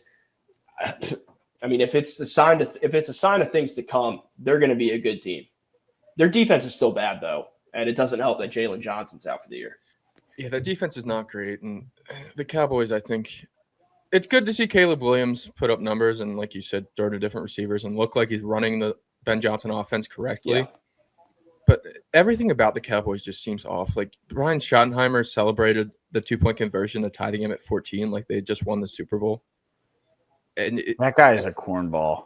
It just – everything about that organization feels weird in ways that the Bears have felt in years past, which I guess it's a good thing. It's not the Bears anymore if you're a Bears fan. I want Caleb Williams to be good. I want that team to be fun. Yeah, why? Why? It would be fun for the Bears to be good, and it'd be good for football to have the AFC North be a great division with 4 good teams battling it out. I don't know. They kind of already are. The Bears aren't good yet, though. Caleb Williams needs to throw for 4,000 yards and finally put that record to bed of the Bears never having a 4,000-yard passer for the Bears to be considered a legitimate franchise. All right. I hear you. That's your bar. You've set the standard. I hear you. I don't know why Brian just has had this like deep love and passion for the NFC North. Yeah. Kind of came out of nowhere. And for Caleb Williams as well. Jaden Daniels clearly is already in the back seat. How many favorite teams do you have? It's wild. The NFC North is known for having good games. They have 2 teams with domed stadiums that play on Fox cameras. Watch. And I don't know, it's a fun division. I never talked about networks and broadcasters as much until as when it all started when we started the show. Like, I never gave a shit if a game was on ESPN or Fox or ABC or Fubo or whatever the hell it is these days. National Geographic. Never cared about that. I didn't care if it was Dan Burkhardt or Tom Brady or Tony Romo. There's such a difference between like SEC network cameras and like CBS primetime cameras. Straight up, the only difference that I have ever noticed is Joe Buck being annoying. And now it's just, we got this network and these announcers. The A team from over here, it's the B team from over there. I'm trying to keep up with you guys. I like it, and I know where Brian's coming from. Brian's just very vocal about it. I don't let people know that I need it. Like, I don't. Brian lets it, like, wears it on his sleeve. Yeah. Like, if the Fox cameras aren't at Ford Field, I won't wear it on my sleeve. But I do prefer the Fox cameras at Ford Field. It's the Brian same. will let you know about it, though. It all I won't stems let you know from about it. a primetime game not being dark outside. That's the biggest one of them all. There's rules you have to live by. Thank God they're playing this game in Baltimore and this isn't in California right now. I'd be It so used to mad. be a Oh, society. imagine this was Sunday Night Football in Cali, in San Fran right now. Just wait till they go to like Australia and we get 9 a.m. games here at 9 p.m. Australia time, and I gotta see it dark out at 9 in the morning. Is that going to bug you? That's a whole nother pet peeve. That's a whole nother gonna be twist. created. That's a whole nother brain teaser. Oh wait, what time's the Spain game? I might get screwed by the Spain game this year. Stay tuned for that. I don't think you'll get screwed by the Spain game. We'll see. Well, Because I think that's all the games. 5 hours. Yeah, whatever. That's all the games. And we got Monday Night Football ready to kick off. But Brian, you love handing out some superlatives. Oh yeah, we do have to do some superlatives. My aesthetically pleasing play of the day will go to Cam Scatterbo running over everybody. Multiple plays. Jordan Davis blocked field goal for a touchdown. Jordan Lewis's interception. What's the next Couple one, of Brian? Jordans making there.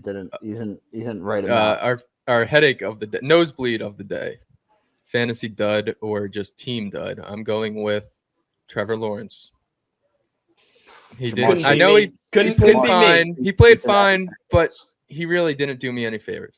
I don't know that. There's better ones out there, Brian.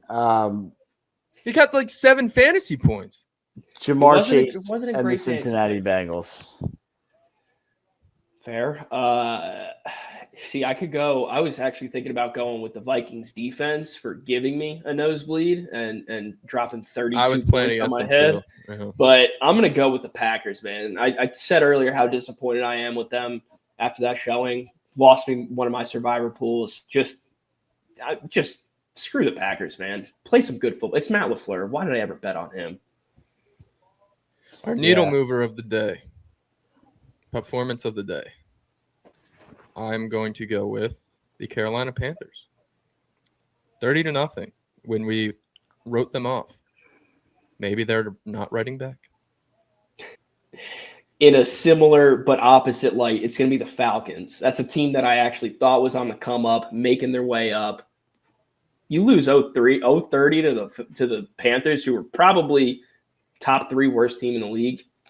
I'm out on you, man. Whether it's to Matt's point, whether it's Michael Penix, whether it's the defense who's still young and not gelling as well as they should be to this point, I'm just so out on the Falcons, man. They got to figure it the heck out. Pretty out on the coach, too, for what it's worth. Yeah, I know they just ripped on Brian for the NFC North, but I will give it to the Chicago Bears winning a game that everybody kind of had the Cowboys winning. No way the Cowboys lose. NFL's going to script it. And they won in dominant fashion. And I know Brian has a weird passion for Caleb Williams being good, but you like those painted nails? I just would like them to be good. I mean, but they did. They got the job done in the fashion that we haven't really seen from the Chicago Bears for a really long time. That's a game you usually see them lose. So they won in a big way. So that'll get my pick for this week. Okay, I think I can put this in the words. We haven't had a good quarterback really come out, generational talent come out, and I know I love Jaden Daniels, but it's still early. Since like the Lamar Jackson and the Josh Allens and the Jalen Hurtses. It's been a while since we've had some good quarterbacks enter this league.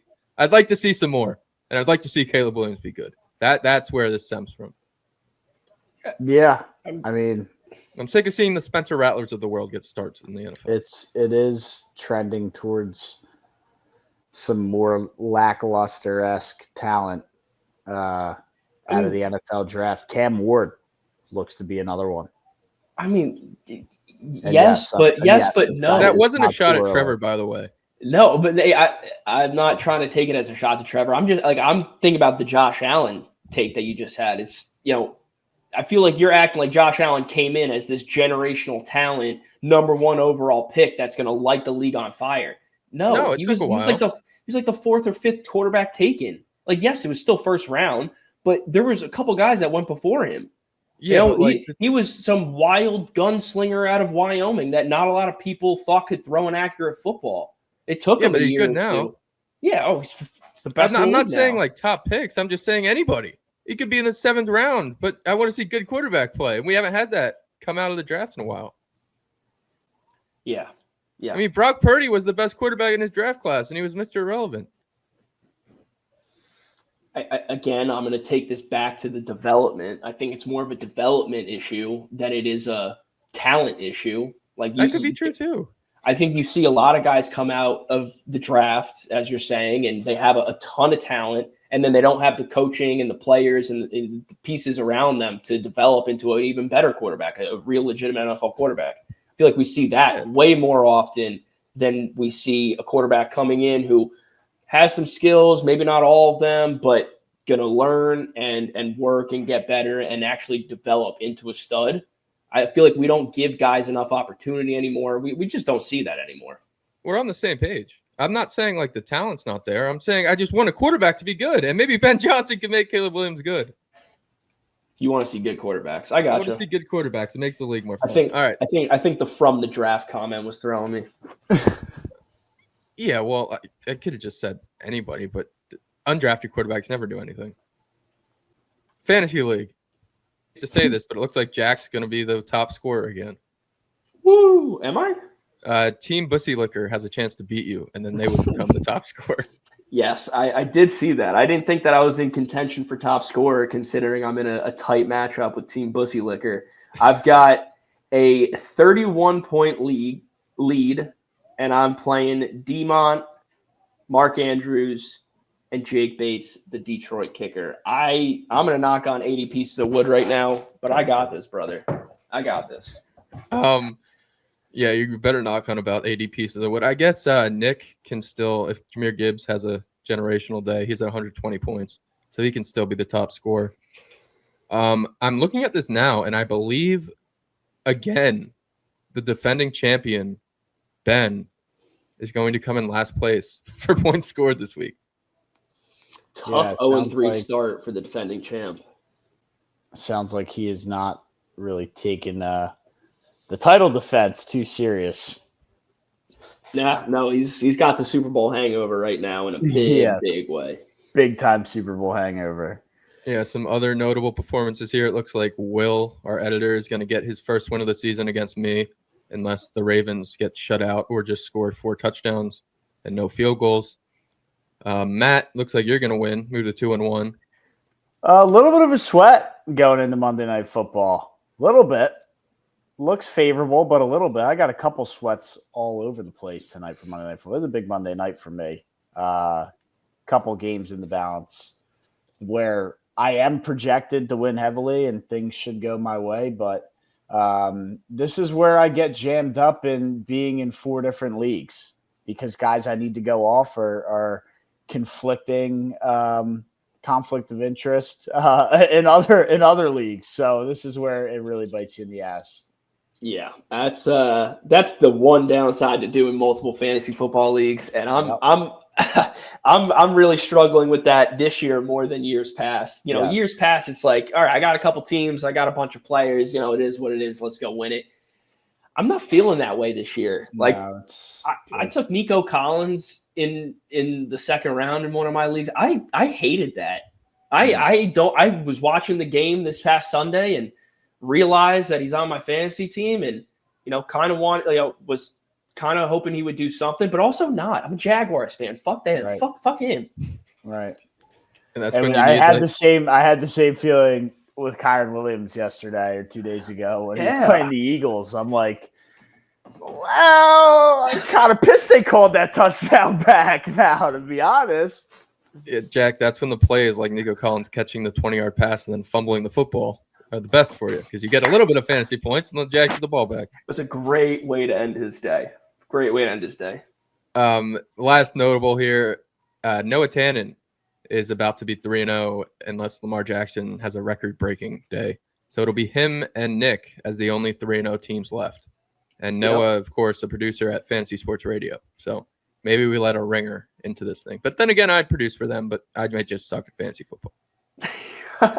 Yeah, record-breaking how for Lamar? He would need 50 fantasy points. This is a 4-point passing touchdown lead. So Noah is ahead by 37 plus 9 is 46. So Lamar needs 47 fantasy points and 4 passing touchdowns. In other words, he needs to have a day on top of 3 rushing touchdowns.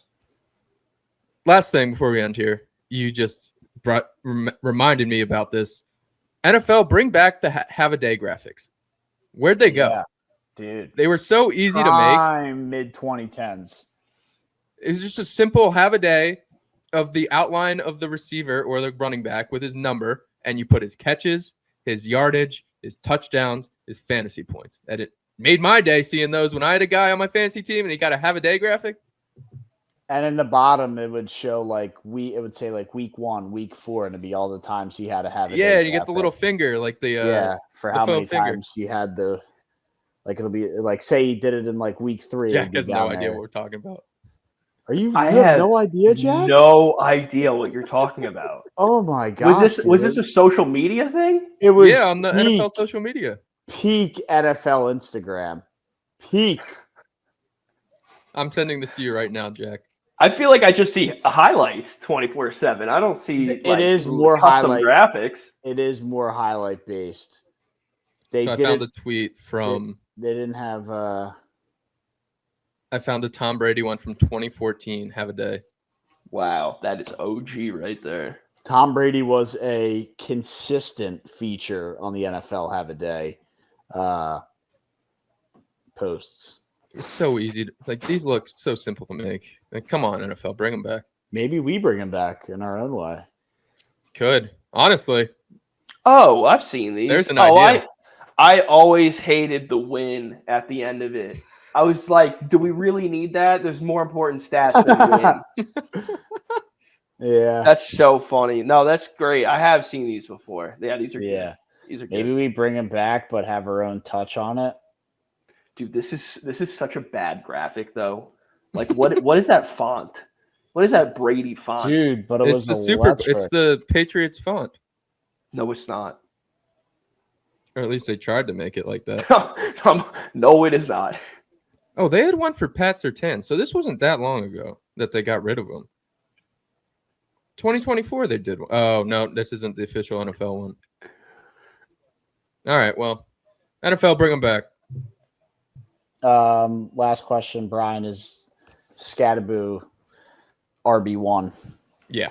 It was it was so funny and not to drag the show on. I know we're approaching hour 40 minutes here. NFL Monday Night Football about to start as well, but it was so clear that they started with what the fuck? I don't even remember the guy's name. The first guy, Tyrone Tracy. And he had a couple nice runs and it was fine. And then you go and watch Scatterboo have one run and he barrels into one guy, does a spin, bounces off, gets the first down. And it's oh my, Tyrone Tracy isn't even close to what that guy just did. No, it's so clear Scatterboo's the better player. Scatterboo's got to be, Scatterboo, whatever you want to call it, has got to be the guy going forward. Yeah. I mean, look, he's a football player. Yeah. I saw something he's your type of guy. I love Cam Scatterboo. I mean, the dude, he doesn't give a shit. He just shows up, does his work. Give me the football. Let me run through a motherfucker face, like Marshawn says. I love Cam Scatterboo. I mean, he's not the most physically gifted. He's not the most talented. Doesn't have that breakaway speed, but the dude grinds. I think he's definitely physically gifted, but in terms of, he doesn't call Sean Junkins get away from the cop speed. No, but I mean, But He's he brings on- physicality. Yeah, he brings physicality, and that's earned. You got to earn that physicality. You got to put a lot of work in the weight room, all that good stuff. Take a lot of hits. I'm very impressed. I was thinking he didn't really have the the talent, the speed, the physical attributes. I didn't think he had it to be an NFL running back, but he's proving if you go out there and you play as hard as you can and you run people over, you're gonna have a job. You're gonna find your way. You're gonna work your way into a job. I'm very impressed with him. Yeah, he's been very good, but could be Peyton Hillis-esque. Like we see 1 or 2 good years and the wheels You're fall just off. saying that because he's 100. Brian, it's so true. Same build. He's got Same skin tone, skin 3 to tone. 4 year shelf life with the way he runs. Yeah, dude. There's no Yeah, way. Peyton Hillis was 1 year. I'll take 3 years. I'm being optimistic, Brian. I'm trying to give him the benefit of the doubt. I said here. this year we'll see spurts because they still have Tyron Tracy, and then like next year he's the full blown RB1. Yeah, where we see Brian draft him in like the second round. Did Tyron Tracy get hurt too? Because I think I saw Devin He Singletary. did get injured. He I don't know always if it was serious. limps off the field. He's fine. He did have a moment where it felt like, oh my God, Tracy's now going to be out for like 4 to 6 weeks, and we're going to see the Cam Scatterbull insanity run. A lot of Linsanity run talk. I was going to say I tried to throw that in there to wrap up a show that's been tailored around Linsanity. Linsanity to Sean Kaiser and Johnny Manziel. We got it all here up in section 400, but that is gonna do it. Yeah, let's go watch some Lions Ravens. Thank you everyone for tuning in, and if you stuck up till the end, thank you. We always appreciate it. But shout out to the NFL. Last thing, some pretty electric primetime games to start the year. Goodell's doing a good job. I feel like job. it hasn't been like this in years past, or we don't look at the Monday Night Football doubleheader for next weekend. I was gonna say Sunday night was a doubleheader again. Bullshit. I don't know. Don't look at who's playing. I don't know how you think the Giants are a good primetime candidate. Please just tell me. Other than that, please just tell me so the fans could. All right, yeah. Before we end the show get my live reaction of how disgusting this doubleheader. I thought we were done with the doubleheaders. We're almost in October. Yeah, you're not going to want to hear this. Okay. If Bleacher Report would load. There we go. All right, what's a 7 o'clock game, right? I'm assuming it's 7 and 10 o'clock, no? It's 7:15 and 8:15. First game, Jets traveling to Miami to take on the Dolphins. Ooh.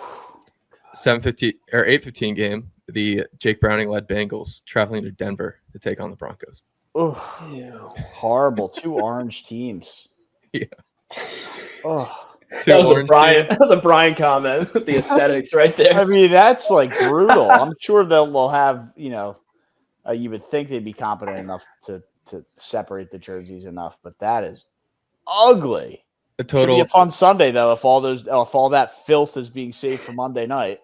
3 total combined wins between 4 teams, and the team with 2 of those 3 is starting Jake Browning. Yeah, that's an ugly Monday night. It is a fun Sunday. That makes Sunday fun, starting with the Eagles in Tampa Bay at 1 o'clock. Yeah, we get Eagles Tampa Bay. Actually, it's it's a bad week of NFL football. Look, we just had a not so great college. Well, you get Ravens Chiefs at 4, so we get 2 good standalone games. Ravens Chiefs, Eagles Bucks is a good game, and Packers Cowboys, I guess maybe. Packers Cowboys because Mike is going back to Dallas will be interesting. Yeah, so it's just not a red zone day, and we get a Germany game at 9:30. So you get 3 standalone games. And what's a 9:30 game? Red zone. Vikings Steelers. Ugh. Fine. Who are the Jags in London again this year? Oh yeah, they're in London next week. Oh yeah. Oh no, they're not in London next week. They're in London week 7. We're not doing 2 of them though. We're not doing. Jags are a London staple. Somebody else took the 2 London game mantle from us. I think it might be the Patriots. Who gets them twice? Who's out in London twice? Is it the Vikings? Vikings are there back-to-back weeks. Yeah, they're there back-to-back. We did our time. We did that last year. Let's go, Goff. 4th and 3. Big 4th down here for the Lions. This is what Dan Campbell does. I got Jared Goff starting for me. Live Right? looking here. Yeah, I was in the show with the play here. And Amon-Ra twerking. Not going to call that taunting. Spun the ball at the ref, not a player, so it stands. Touchdown, Amon-Ra? No, but he was twerking after they got the first down. Down like the 3, 4. I have a Jameson Williams first touchdown ticket here. So, well, he got had Jared a shot. Goff. He He's had a on the couple early field. looks. Hand off to Gibbs. Oh, he's getting in. Oh, Get Montgomery in the game. down at the 1. Get Montgomery. Oh, they got to bring him in. no, they'll give it back to Gibbs. No, Montgomery. Oh, he's hurt. Get Montgomery in. Play action, Jameson Williams. Yep. Switch him out. Switch him out. Gibbs is just sitting in the backfield. Get him out of there. Touchdown. I think I'm a bit behind. So yeah, I was behind too. All right, well, that's how on the show. Jameer Gibbs touchdown. yeah. And We we get need right about in. Hey, 6 this more is of how those this to win is a how it went fantasy league. last week. Gibbs got in, and then Montgomery followed up the next series. So, Lamar Jackson looks like Prince. and that's a ridiculous haircut. All right, we'll see you guys next week. We'll see you guys on Thursday.